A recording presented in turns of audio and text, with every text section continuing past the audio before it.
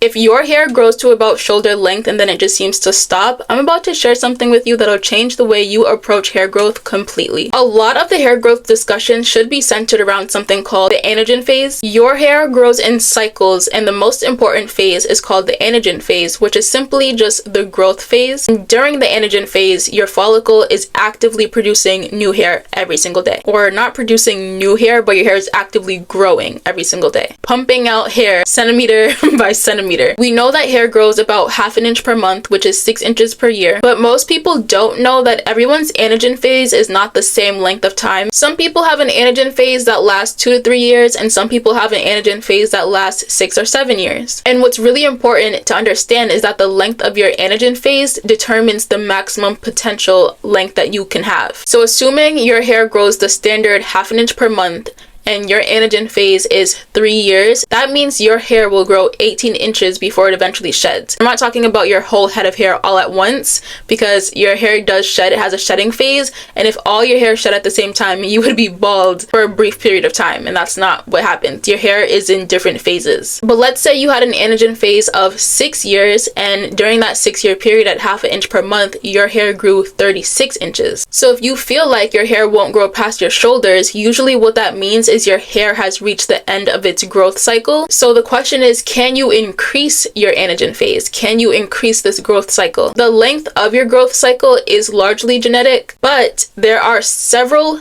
things that you could be doing unintentionally or intentionally that can shorten this growth cycle, and that's what you can change to lengthen the growth cycle. You're not going to magically extend your growth cycle beyond what your genetics allow, but there are probably some things you are doing that are cutting that cycle short. There are 3 big factors that influence this, and the first one is nutrient availability. Your hair follicles are one of the most metabolically active structures in your body. They are constantly producing keratin to build your hair strand, and that process requires nutrients like zinc, iron, protein, vitamin D, and B vitamins. If your body is low on those nutrients, it could cause the hair to shift out of the growth phase sooner. That means your hair will shed sooner than it's supposed to. This is why a lot of times when you have people who are iron deficient or low on vitamin D suddenly take those vitamins, they'll notice the hair is longer, thicker, fuller, and just healthier. It's not that their genetics changed or the vitamins did something magical to their body. It's just that now that their body has the nutrients it needs,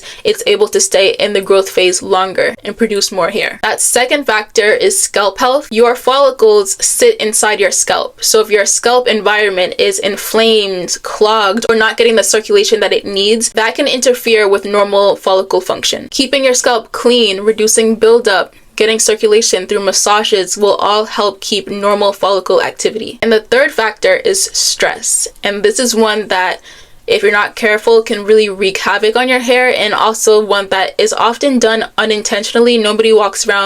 Most people don't walk around looking for stress, looking for the drama. Sometimes the drama comes to you. Sometimes you are the drama, and you might need to work on that. You might need boundaries. High levels of stress will push the hair out of the growth phase and into a resting phase prematurely. That actually has a name. It's called telogen effluvium. It's the reason that you might notice extra increased shedding during high stressful times. It could be the loss of a parent or any type of loss. It could be some type of trauma, anything high stress. So if your hair seems like it's stuck at shoulder length, you don't want to be looking for a new product if the issue is growth. If the issue is retaining length, then yes, you might need a product that's more moisturizing, a product that has better slip so you're not experiencing a lot of breakage when you detangle. And retaining length is where you want to switch your products. If it's a hair growth issue, you want to look inward and at your scalp environment, at your nutrient levels, your stress levels, and that will help you push past that. So you have to have discernment and really pay attention to what's going on so you can fix the right problem. Is it hair growth or is it length retention? Here's a fun fact. Your hair, as long as you are alive, is always growing